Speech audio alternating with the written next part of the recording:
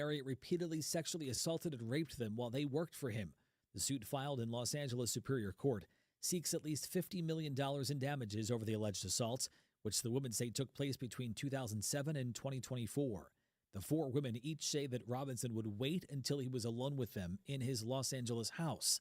The suit accuses Robinson's wife of failing to take action to prevent the alleged acts.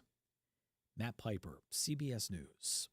When severe weather strikes, we break in. A tornado watch is in effect for Rutherford County. The most up-to-date weather information. We'll be here with you on radio and with Rutherford Weather video channels as we continue to track this storm. Get pinpoint details on severe and impactful weather in Rutherford County with Rutherford Weather.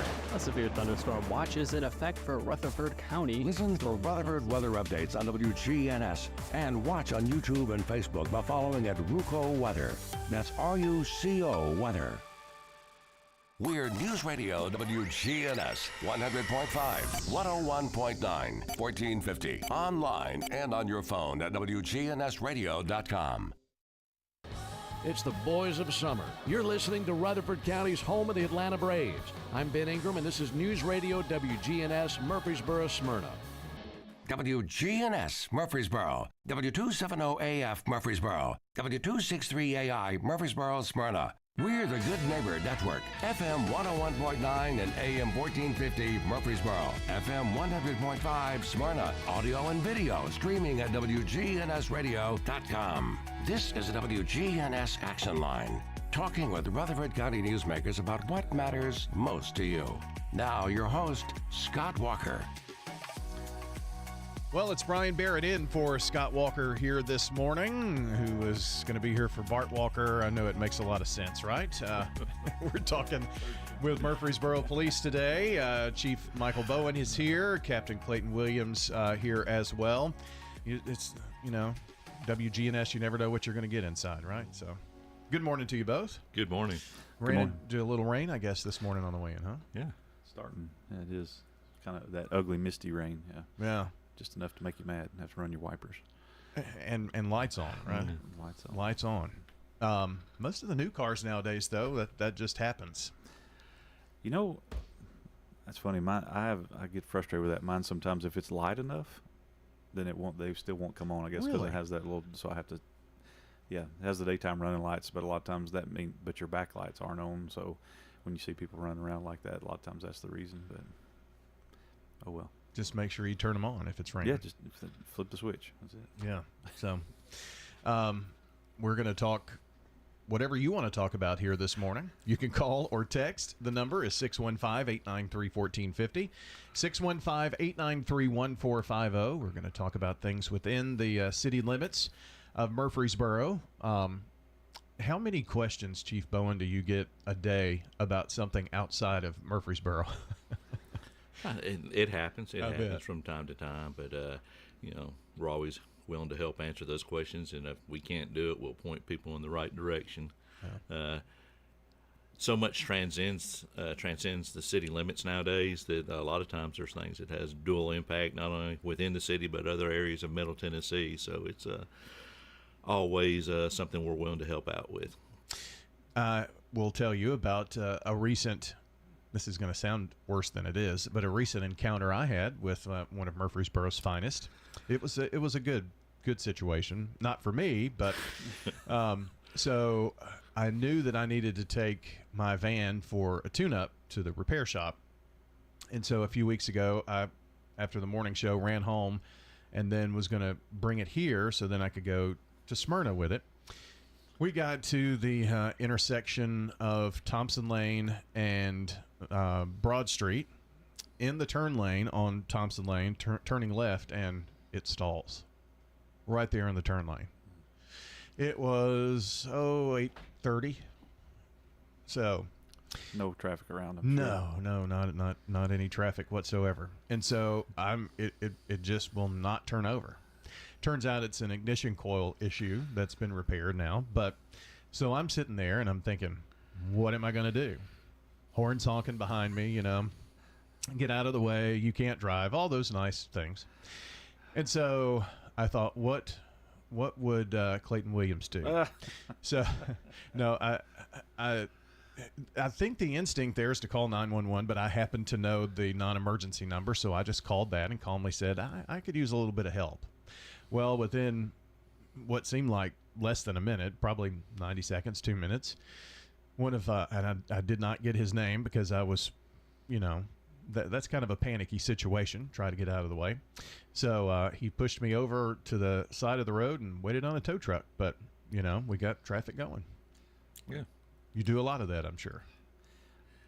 Yeah, he says it. I mean, I know he says it all the time. There's so many things that he doesn't hear that just happen every day because of that's just part of the job. But I'll let you talk, but I know he speaks to that a lot of times. That we hear about a lot of the big stuff, but those are just daily activities that get everybody what they need at the time. A lot of times you don't hear about, so it's good to hear those.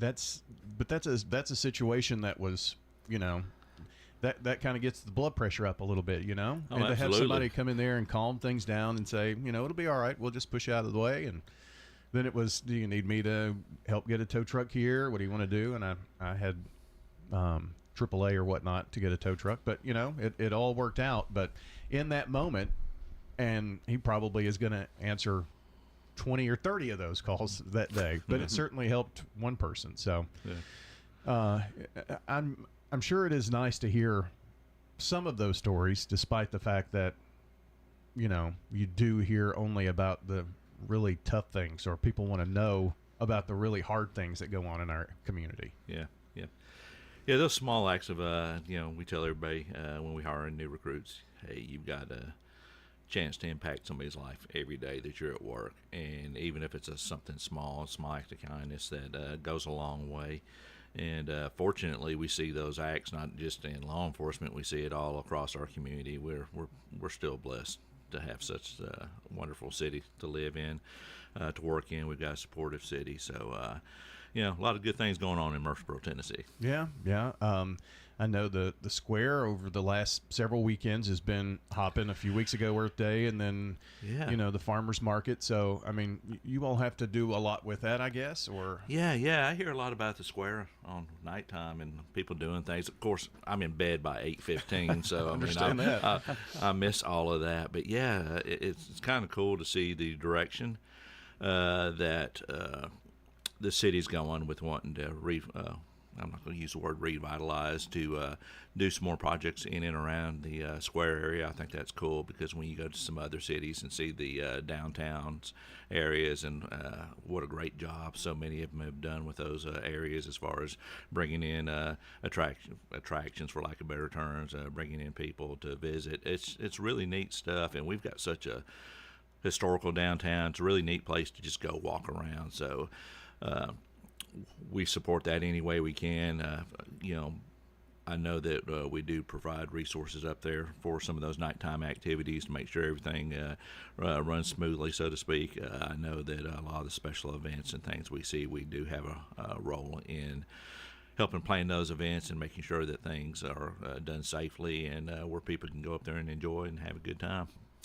Do you have certain people, I guess you are kept up to date on all the whatever's happening, nighttime things, right, where there are going to be big gatherings. Right. You all are in the loop on all those. Right. So actually, if they're large enough gatherings, you have to go through our permitting process, and I see all of those. And then we have a staff that is just dedicated to special events planning, parks. So if you're planning a special event, we have individuals that look at those permits, they help plan those events, and try to be a resource for those that are saying, hey, I'd like to do this, and we just try to help out any way we can. But definitely I see all those permits, and it goes through several staff reviews before it gets to me, and then it moves on to other individuals in the city for final approval. But yeah, if you're going to have any type of event, make sure you review the rules related to those type of events, and get the proper permits if required. Well, and some people may think, well, why do I need to do that for this or whatnot? But when you have big events, there has to be some coordination for emergency services. Right. On the square, it's blocking traffic access sometimes, that kind of thing. Right? Yeah, and it's just making people aware, making sure that if you're going to affect other residents or businesses, things like that, that they're aware of what's going on. And just a lot of it's just being a good neighbor, and a lot of it is, first and foremost, we want these events to be safe. So we want to make sure that the proper steps are being taken to make sure those are safe events. We have questions, comments coming in here. Text 615-893-1450. We'll get those on this morning. 615-893-1450. There is a reminder. Seems like this is probably mentioned every time we're on, but the school zones, slowing down in the school zones, and sometimes it's 15. I guess it could be 20 in some areas, but whatever that speed limit is, those folks have a hard job, those directing traffic at the schools, don't they? They do. I was coming through school zone this morning. I could hear the whistle flaring, and I looked back to see what was going on, and it was too late. I couldn't really tell what was occurring, but obviously somebody was going a little too fast in that school zone. But I'm trying to think, Clayton, how many people do we have working school zones? School patrol. I think is it 40?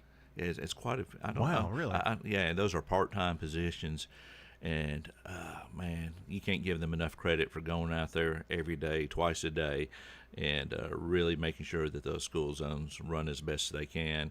I mean, they're tough to manage, so it's always great to have patience with them because there's so much going on in those areas. But they do a great job for us, and like I said, it's part-time. They have to pretty much dedicate their day just to go out a little bit in the morning, a little bit in the afternoon, so they're committing a whole day for just, what amounts to about an hour of work. And I don't know a lot of people would be willing to do that and just take up their whole day doing that. So we're blessed, fortunate, and thank them for what they do. Yeah, especially if maybe you live in the Blackman area and you're assigned the Siegel school zone. You got to get there twice, and get across town. So, you have to, is there a special, I'm sure there's some special training for that kind of thing. I would get confused on which hand is up and who's going where myself. Yeah. So we do bring them in. They do go through an orientation, get issue the proper equipment, things like that, and then they do go through training.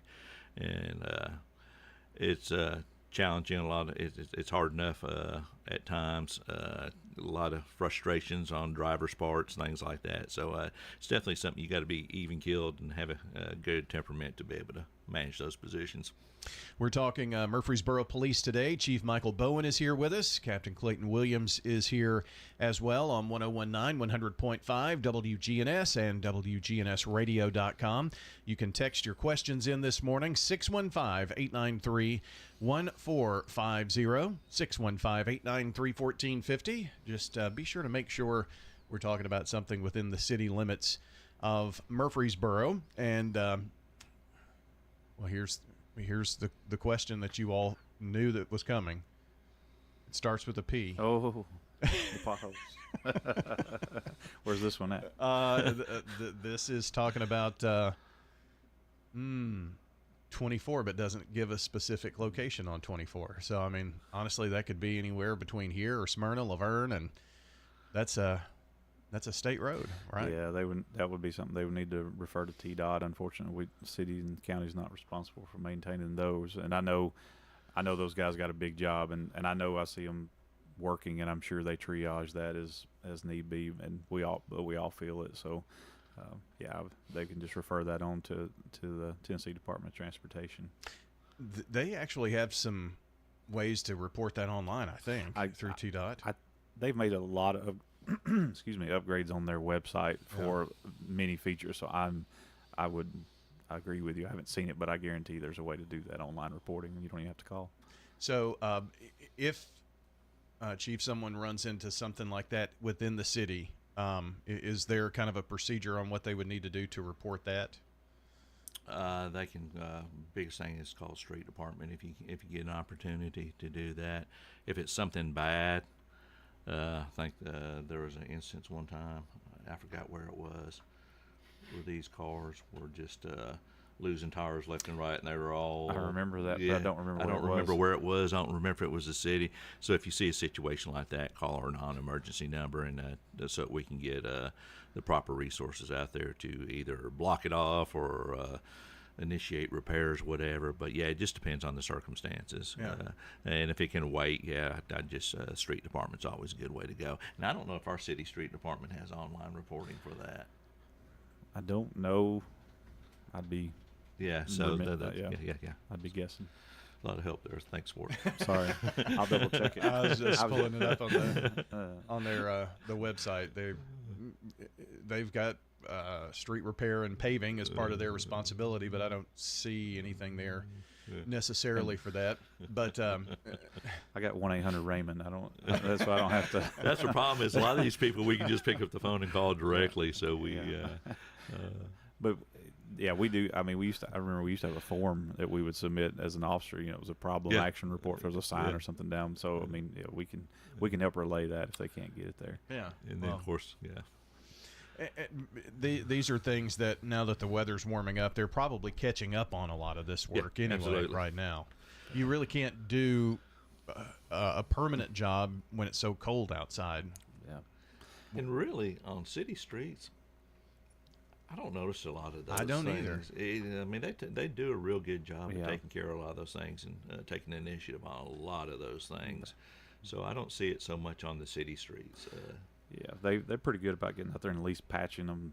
You know, and they may have a long-term plan, like you said, once it warms up and finishes up. But yeah, they're very responsive when you call in. Yeah. And you bring up a good point too about city streets.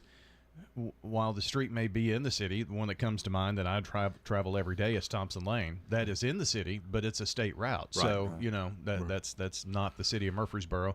Although they may get contacted by the state and ask them to go out there and do some patching and whatnot, which they've done a lot. There are several areas, and that's usually when it's really cold and then rain or snow and then warms up, and it's that back and forth and cracks become holes. Yep. Absolutely. So we're going to talk here in just a minute. We're going to take a quick break. Someone did ask about, I've got a couple of questions. One about hiring and some other things. So we're going to talk about that and much more this morning. You are listening to The Action Line. Brian Barrett in for the Walkers this morning with Chief Michael Bowen and Captain Clayton Williams here. Stay with us. We're going to check on the traffic and your weather forecast. We've got a little bit of rain falling here in downtown, so that's coming up here. As we continue Action Line, Roundtable coming up after the 9 o'clock news as well, as we keep it local here on WGNS.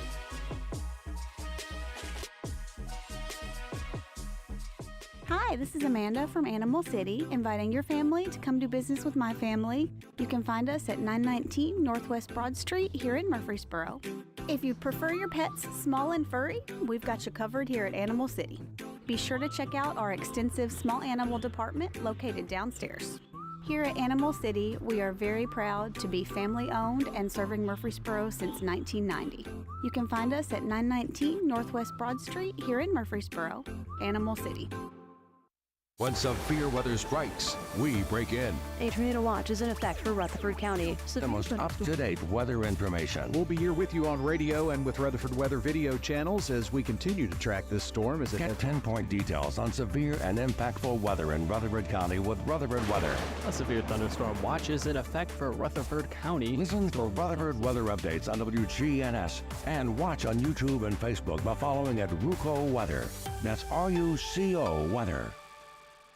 It's the Doug Young Educator of the Month from News Radio, WGNS, and City Tile and Floor Covering on Spring Street.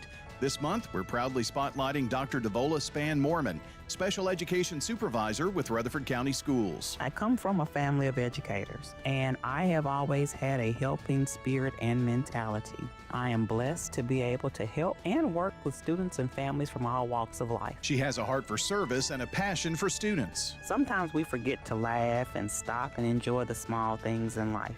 Kids have a way of reminding you to not sweat the small stuff and to just enjoy life as it is.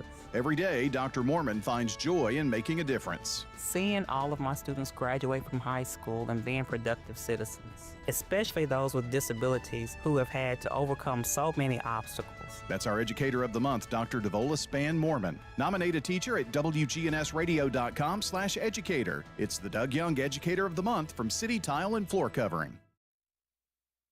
We're loud, we're proud, we're blue. WGNS AM and FM, your home for the Middle Tennessee Blue Raiders. A Heart for Healing. When life challenges become a torrential flood, there are local doctors, nurses, and medical technicians who help you maneuver the swift waters. Gordon Ferguson, President and CEO of St. Thomas Rutherford Hospital. Nurse practitioner Courtney Waters is our Heart for Healing recipient. A listener writes, "My husband was not feeling good, and nurse practitioner Waters took the time to listen. In fact, she listened intently and took detailed notes. She then sent him for a series of x-rays and scans. That's when they discovered a large mass growing into his esophagus. Although I've since lost him, I'm forever grateful to the Maple Street Medical Clinic and nurse practitioner Courtney Waters. She took the time to listen, and she receives dinner for two at the fabulous Alley on Main Street restaurant." Submit your Heart for Healing nomination to WGNS. Good morning, T-Dot. Still out here with this wreck, 24 eastbound at Hickory Hollow Parkway. We're just glad it wasn't over in the westbound lanes, or we'd have a bigger backup in that area, which is already heavy there on 24 west at Hickory Hollow Parkway. All that traffic pushing in from Murfreesboro, Rutherford County, trying to return back to normal out there in Bellevue from that earlier collision. Still some rubbernecking on that situation from that wreck on 40 east near McCroy Lane. Hey, when you need dependable towing in Middle Tennessee, make sure you call STR Towing and Recovery, strtow.com. I'm Commander Chuck with your on-time traffic. A few scattered showers and storms at times this afternoon. Cloudy, high in the upper 60s. Tonight, slight chance for showers and storms. Cloudy, low 59. I'm meteorologist Jennifer Wojcicki on News Radio WGNS. Currently, it's 61. The Action Line on FM 101.9 and AM 1450 Murfreesboro, FM 100.5 Smyrna. Listen and watch at wgnsradio.com. Back at 8:36 on 101.9, 100.5 WGNS, wgnsradio.com, and we're talking Murfreesboro Police today. Chief Michael Bowen here, Captain Clayton Williams, and we'll take your text, pass them along, spur some conversation. 615-893-1450. The Action Line powered by Middle Tennessee Electric. You can stay current with the Plugged In podcast from MTE. Hear interviews from experts and get all the EV news you want at mte.com/pluggedin. So to the text line, 5570 ask if you would discuss the difficulty in hiring today. So we were just talking a little bit about that during the break. That has gotten better. I remember watching, this is how exciting my life is, watching city council meetings. But you had some reports of, a good report to the council the last time I heard you speak about hiring, and that's going much better. Yeah, absolutely. So that would have been a real good question post-2020. And it was really difficult there for a while. I tell people that there was a point to where we were, and I'm using rough numbers, so don't hold me to the exact figures, but we were 52 down based on like 276 positions. So, and right now we're about 6 to 8 down on 331 positions. Oh, wow. So that tells you that a lot of progress has been made, and I always point out to the fact that this wasn't like a local issue. It was a national issue. It was something that was going on across the country, and it was really challenging because no one was interested in taking a career in law enforcement, and it was for a multitude of reasons, perceived perceived support, I think, had a lot to do with just the climate of everything that was going on in the country. Probably had a lot to do with it. The whole COVID. It just, a lot of things at one time just really killed those that were interested in this line of work. Now we look today, and it doesn't just go for police, especially on a local level. It goes for fire as well. I think their numbers are up. Our numbers are doing great. We've submitted for more positions in this budget. I know that we're getting a lot of applicants, and we're able to have a good pool to select from. So where we are now versus where we were a couple of years ago, totally different scenario. It seems like a lot of things are swinging the other way and putting us in a good position to hire and retain good applicants. Yeah, I think 4807's comment has the general attitude by people toward the police changed since the election. So I'm sure they're kind of tying that into the national feel and what you were just talking about. Yeah, and probably a lot of that was happening before the last election. A lot of those things we were starting to see trends change. And I'll be honest with you, we hire a lot of people from across the country, and our mayor and council and our city administration has really helped to make us one of the top agencies as far as competitiveness with pay, and that has really gone a long way on the police and fire side. So that has really helped a whole lot in that regard. That I'm sure was maybe part of the challenge. I mean, were we behind a little bit, and this was a good way to help catch back up in terms of being competitive with other areas? Yeah. So in fact, we're probably one of the higher agencies around. I know that we have people that come in from other areas, and one of the things that we've been doing here lately is basically when we hire new recruits, we bring them in, we show them, take them to a council night, let them see how city government works. And a couple of them have commented on the support from the mayor and council, like, man, where I was from, that wouldn't have happened. Yeah. And so we're fortunate in that regard. And we try to be responsible in the things that we ask and we present to city administration, the ideas, the funding, the types of things that we need. We try to be responsible in that regard, and I think by doing so, we receive a lot of support, and that goes a long way. I'm sure it does. I mean, just to see you've got support from your city leaders and, of course, administration within Murfreesboro Police, obviously, and the general kind of feeling in the community, I'm sure, is big too. 615-893-1450. Text in any questions you might have for Chief Bowen or Clayton here. Recruiting, how does that work? I mean, I think, Dr. Sullivan was talking about this with county schools a few weeks back. You do these big job fairs and things of that nature. Are there such things for recruiting police officers? I mean, how do you go about that? Yeah, absolutely. We do that. We send people out to job fairs, different places, and does it produce high volume?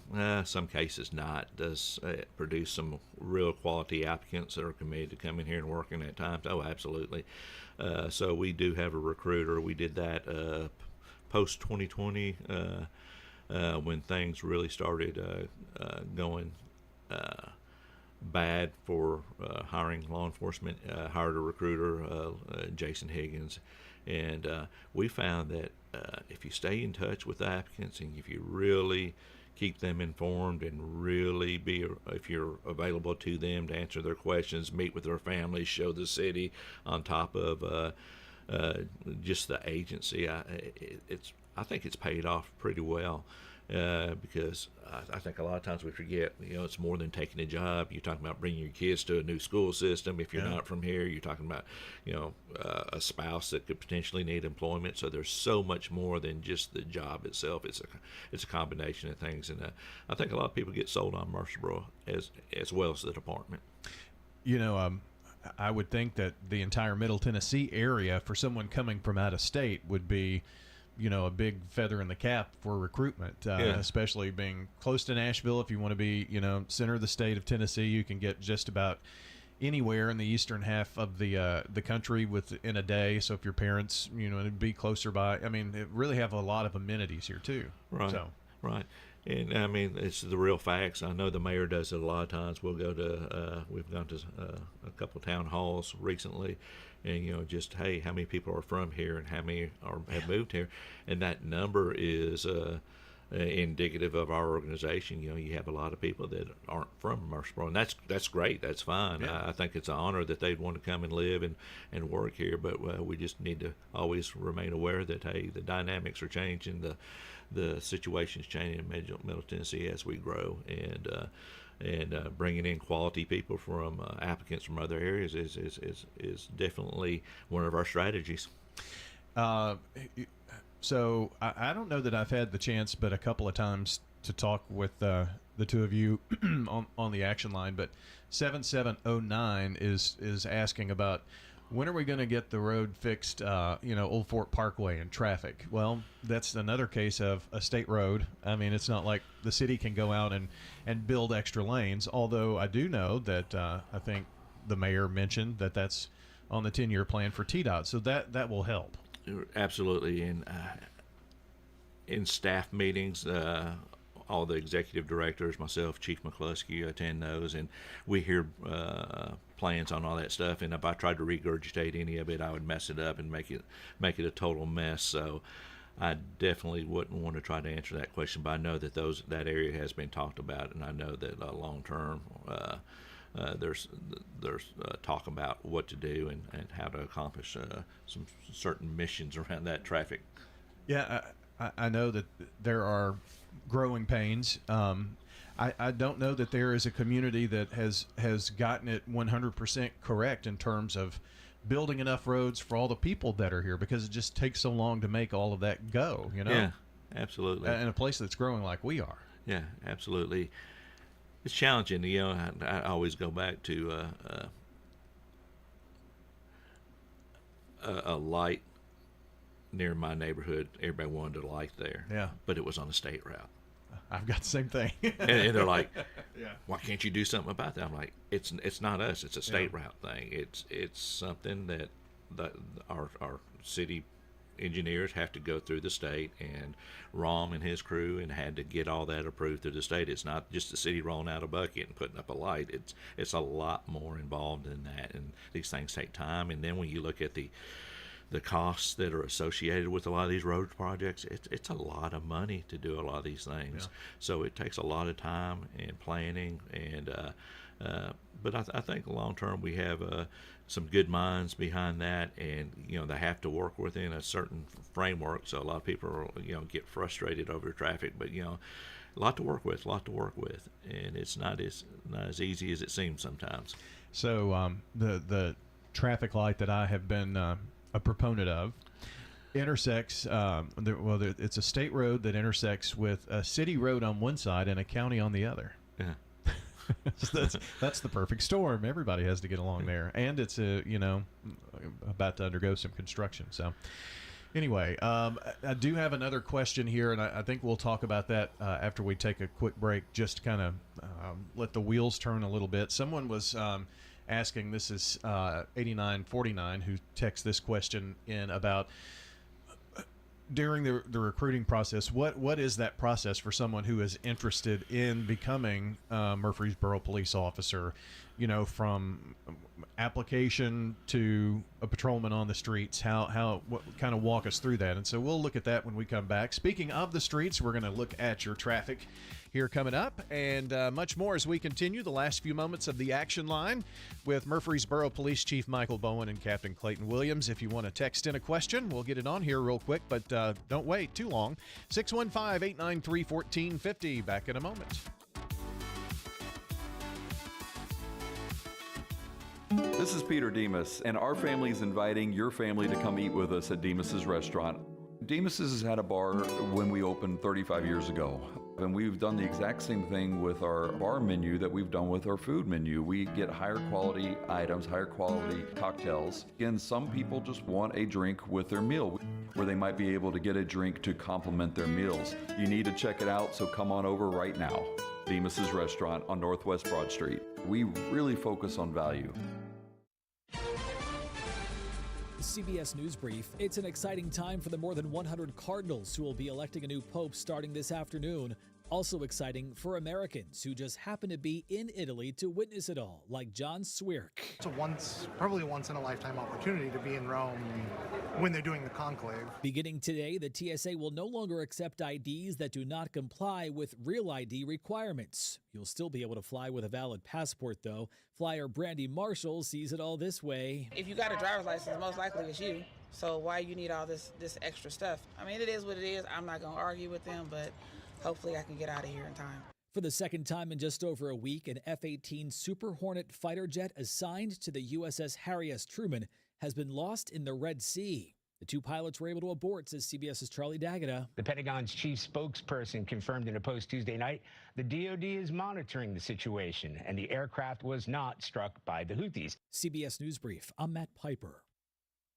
My grandmother and Ms. Adams were best friends. She said, Betty, you need to come to Adams' place. You'd love it. We're talking with Betty Kirksey. They go above and beyond of what their job is. I wish Miss Adams was still living so I could tell her, you were right, it is where I should be, and it's very nice. I'm Terry Deal. Call me for more information about Adams Place, located at 1927 Memorial Boulevard, across from Walmart. In today's changing world, you need a financial planner that you're comfortable with. Rely on the bonds that you've built with trusted friends at Old National Bank on Dr. Martin Luther King Jr. Boulevard, here in the borough.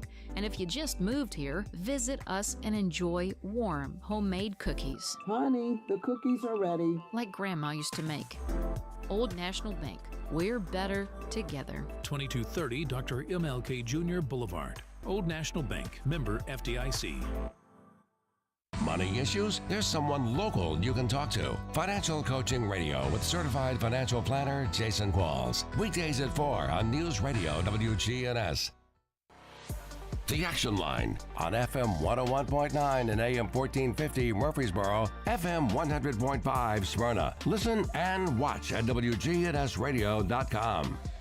We're back on the Action Line. Brian Barrett sitting in today, and we're talking Murfreesboro Police and Chief Michael Bowen here, Captain Clayton Williams. A lot of our questions today, Chief, have been, about the feeling toward, police officers and hiring difficulties and things like this. And a follow-up to that question right before the break was, what is the process from start to on the streets? So what would that process look like? I mean, it's not like you're going to go fill out an application today and be on the street on Friday. No, as a rule of thumb, we typically, whether it's exact or not, but we typically say, hey, from the time you fill out your application, it's a year before you're any good to us on the street. That's how involved the process can be. And like any job, you just basically go online, find when we have openings posted, fill out that application, get that application done, and then we will schedule testing with you.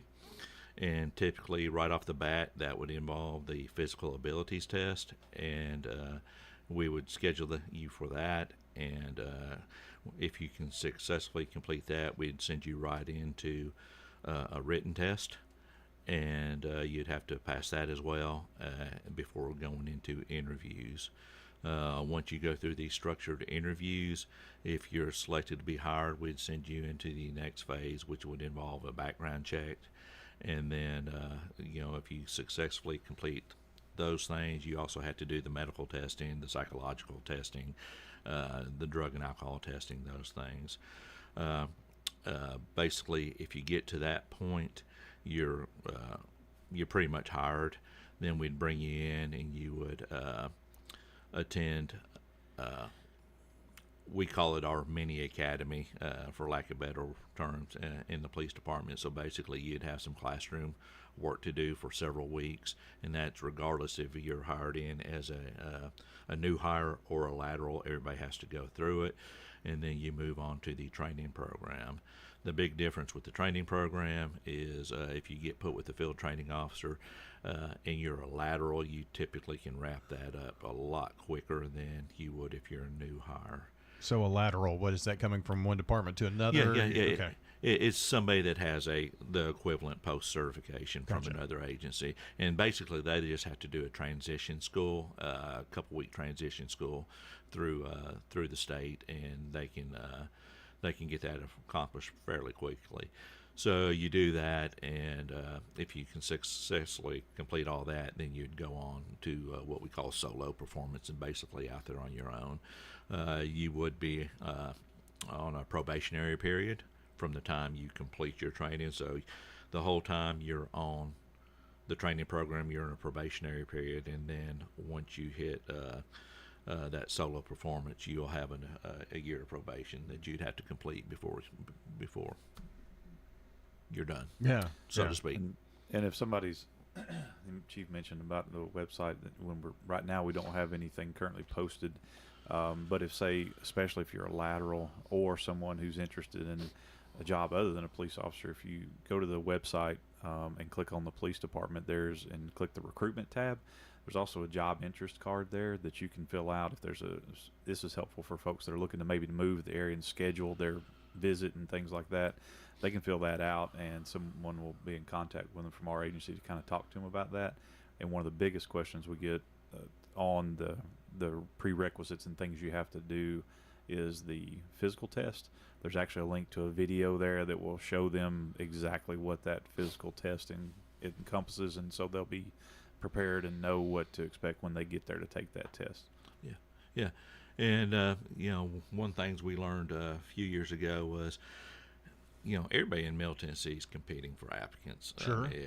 So, well, I mean, you've got Sheriff's Department, Smyrna, Laverne, Eagleville, right here in your own county. Even places like Hendersonville. Just those seem so much further away. But and everybody's competing for these applicants. So one of the things we changed as well is we started early onboarding. So basically, we would have applicants, and we're like, hey, we want to hire that person, and then they took a job somewhere else. So one of the things we've changed is we do early onboarding, to where if we have a good applicant but we don't have a class for them to go into, we can go ahead and do them a hire. They can do a ride-along until their class starts. And a lot of good feedback on that, because that gives individuals a way to come in, get in a police car, ride with a officer, see what's going on, see how things are done, and kind of get some early ideas on, hey, what's expected before they actually go into being graded every day. Because when you're on the training program, every day everything you do is graded. And no pressure there. Well, that was just kind of the thing that I was following up with, and all of that. If you get someone several weeks down the road, you're really invested. I mean, it's going to cost more money for that person not to work out. Does that make sense? I mean, in that all during that probationary period and all, you're really banking on this working out. Otherwise, Yeah. With the investment, we don't want to see people fail. We want to make you successful in this job, and we want to bring you on board, and we hope you can spend many happy years with us and be a part of the agency. So that we have nothing to benefit by you not being successful and passing the training. Yeah. And,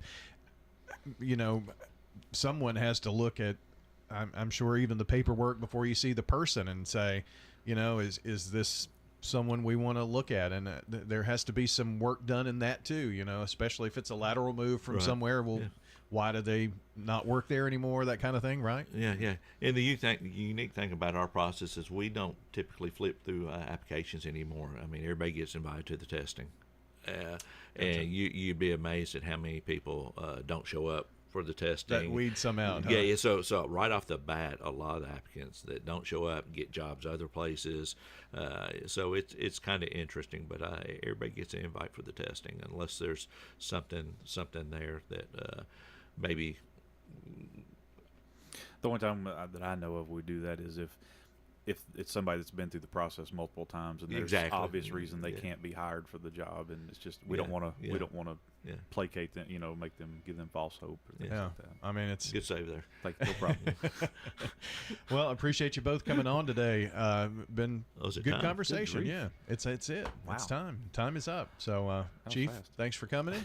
And, Absolutely. Captain Williams. Thanks for having us. Appreciate Thanks, you both. And that's going to do it here for the Action Line here this morning. Good morning, T-Dot. Still out here with this Reg 24 eastbound at Hickory Hollow Parkway. We're just glad it wasn't over in the westbound lanes, or we'd have a bigger backup in that area, which is already heavy there on 24 west at Hickory Hollow Parkway. All that traffic pushing in from Murfreesboro, Rutherford County, trying to return back to normal out there in Bellevue from the earlier collision. Still some rubbernecking on that situation from that wreck on 40 east near McCrory.